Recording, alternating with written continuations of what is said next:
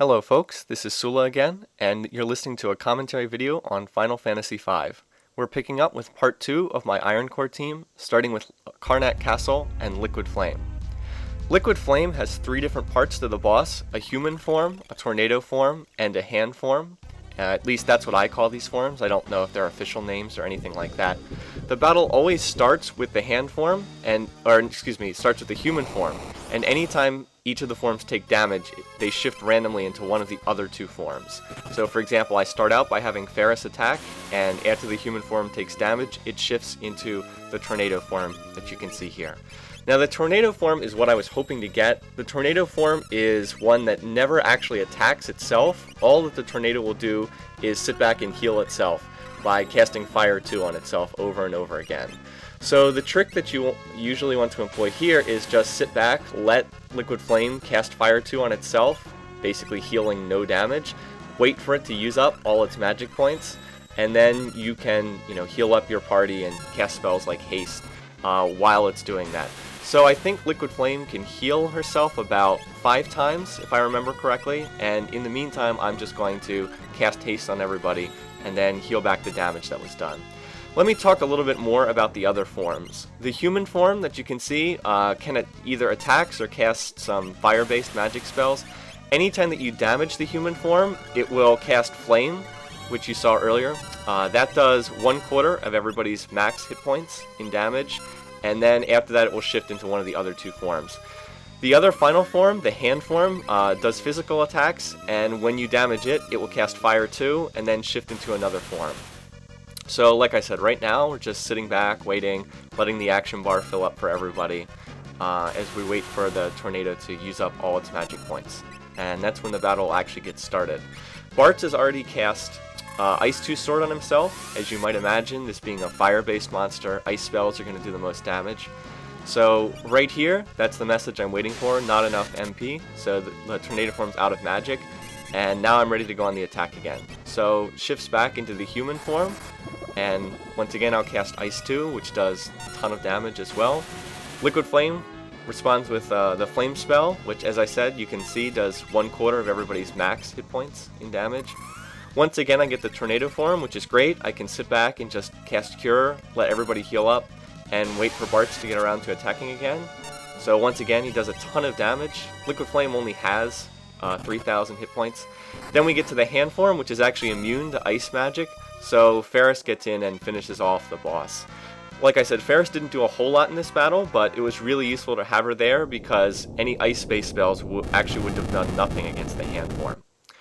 Alright, after going through Karnak Castle, I actually went back to Walse and to get the treasures in the basement, so I want to talk here a little bit about how to get the stuff that's down here.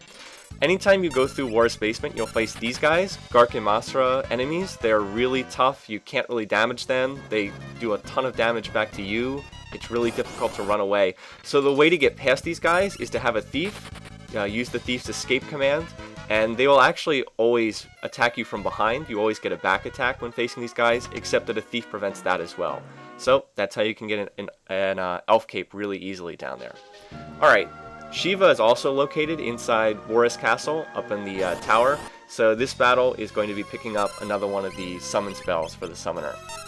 Shiva, being an ice summon, of course is weak against fire, so be using a lot of fire magic here. I thought that Shiva was a really difficult boss, largely because the first time I ever came through here, I wasn't ready with my first playthrough and I got beat up pretty badly. But as it turns out, Shiva is actually not as difficult, and I sort of overestimated the difficulty here. This actually wasn't that bad of a boss. Anyway, Ferris started out by casting Flash. That was to stop the commanders up in front from attacking, make it more difficult for them to hit. Bartz will be using Fire 2 Sword, Galuf casting Fire 2. You can see how much damage these things do, because Shiva and the 3 commanders are all weak against fire magic. Lena just sits back, heals people, buffs us with haste. Excuse me there. What Shiva does is she simply casts Ice 2 over and over again. First she casts it on whoever's in the front row, then she'll cast it on whoever's in the back row. So if you were watching, you could see she cast Ice 2 on the front row, then secondly on the back row. I actually meant to cast Fire 2 just on Shiva here, but I ended up hitting the Commander too, and oh well, he bites the dust, and then Bart's attacks, and that was it for Shiva. So like I said, I probably overestimated how difficult this fight was, but I guess with a variant like this, better safe than sorry, right? Anyway, next up is actually the next one of the summoner spells that you can pick up. That is against Ifrit in the Ancient Library. This is essentially a reversal of the Shiva battle. Instead of fighting against the Ice Summon, now you're facing off against the Fire Summon. So, of course, rule of the day will be Ice Magic once again against this boss. Ifrit casts mostly fire spells, but he actually will attack, so he's not just a one-hit wonder. He can actually do an attack that paralyzes you, although he doesn't do it in this fight. That's why I tried to have Ferris cast Flash, which would make it more difficult for him to attack, but spell didn't work, and actually it's possible that the spell can't work. I'd have to check the AI code again, but I hadn't done that recently. Here I was about to cast Ice 2, and then I realized I actually had a Fire Rod equipped, because the books in the Ancient Library are weak against fire, so I had to switch out the item and then cast Ice 2. Like I said, I said in my previous video, it is worthwhile to do that because the Ice Rod will increase the damage of ice spells by 50%. Alright, I had Time Magic equipped on Lena here, but I just found it more useful to keep healing everybody up. There was no reason to risk anyone dying, so I actually never got around to casting Haste in this battle. If it had been a long battle, that might have been counterproductive, but Ifrit went down pretty quickly, so it didn't end up hurting me that much. So he's already defeated here. This is just the message he gives you after he's been taken out. So from here on, my summoner can now summon Ifrit. I do think it's neat how you get the summon spells in this game. It's a lot cooler than the black magic spells, which you just buy at an item store. That's not particularly exciting or much fun. So on to the other boss here in the Ancient Library, which is Biblos. This is, again, a really difficult boss for solo games or just low offensive variants of any kind. Biblos can hit you with slow spells, he can drop your level with something called Sonic Wave, he can cast Armor, which buffs his defense, and then he'll start draining you when he gets close to death. So right there at the start of the battle, he used Thread, which is a slow spell against Lena. So, anyway, I buff up with Fire Magic, Fire 2 Sword, with Bart's.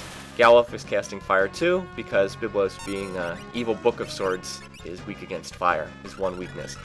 Now, you might think that haste and slow spells would cancel each other out, but in fact they don't. They override one another, so Lena goes straight from being slowed to being hasted. So that was a pretty lucky result for me. It was actually better that she be hit with a slow spell than anyone else, so I wouldn't have to cast it twice. Okay, I had Ferris just defend there, because anytime you hit Biblos with a physical attack, he has a chance of casting Armor, and I didn't want that to happen. Right there, Biblos uses Drain. That means he's getting close to dying. He'll start draining you anytime that he gets close to death. So for a game like this, you can see that's not that big a deal, but if you have a low offense variant, a group that can only do maybe 50 damage at a time, if he's draining back 200 health, you're pretty screwed. But in any case, doesn't matter that much here. Bart's missed one of his attacks, but he hits on the second one, does 1300 damage, and that's it for Biblos. He's just printing out the whole, my master is still alive, blah blah blah, very scary. So from here on out, we'll be moving on to the next boss. And that is getting the final summon spell that you can get in this part of the game, which is Ramuh, the lightning element summon. Now the thing about this battle is it's actually a random encounter in the woods outside the town of Istari, so I couldn't start recording right when the battle started because I didn't know I was going to be facing him, so that's why it picks up sort of halfway. Bart's casts Mute Sword on himself. The reason why I do this is he's actually using a sword called the Coral Sword, which is lightning element, and you don't want to be doing lightning damage to Ramuh, who's the lightning elemental. So I actually cast Mute Sword to take the lightning property off of his sword right at the start of the battle. Ferris, I was looking for a blue spell that would do something. I didn't really find one, so I just went ahead and had her attack, and fortunately she got a critical hit. Ramuh's doesn't have any kind of elemental weakness, so I just am using Fire 2 on Galuf because he had a Fire Rod equipped. Here I actually make the mistake of attacking while Ferris has been hit with Flash status, Darkness, so that was a mistake. I should have fixed that first before doing anything. Of course, the magic users aren't attacking, so it's a non-issue. It was interesting to me that Fire 2 was doing the most damage in this battle. You could see that both Bart, when he's attacking, and Ferris on her own attacks with her Monk Bare Fists, neither one was really doing that much damage here. It's interesting to see just how much less damage as well that Bart's the Magic Knight is doing when an enemy doesn't have an elemental weakness. The enemies with the elemental weaknesses just go down like a house of cards, but the enemies that don't have them, take a lot longer to beat. So that's why this battle ended up taking a lot longer. I still wouldn't say this was a difficult battle. You could see things are sort of well in hand the whole time, but it did drag out a little bit longer than those last couple battles that I've been showing here. So anyway, anytime Lena has a spare action, she goes ahead and casts Haste. Of course, it's one of the most useful spells. But as I said before, Gallop is the one doing the most damage with all those Fire 2s, using a Flame Rod equipped too for the extra damage, as I said. I would have liked to have had a blue spell that was useful here, but not so much. This wasn't one of Ferris's better battles. She got blinded, missed a couple of her attacks, only got the one critical hit that really did anything that was noteworthy. And that shows that Ramuh's finally gone down. For whatever reason, the summon spells like to talk when they get beaten. I have no idea why. Ifrit's chatting with him there, which is kind of a funny little touch. So anyway, this is the end of the battle. The thing about Ramuh is after you beat him, you don't directly get the summon spell. You actually get an item called Ramuh, which you then have to go into your inventory and use. And I'm going to show that here. You get the nice little lightning sound effect when you use it. Kind of a weird way to get a spell though in any case. Alright, that's the end of this part. I managed to make it through without dying again. So in the next video, I'll be wrapping up the first world. And see you later. Thanks for listening.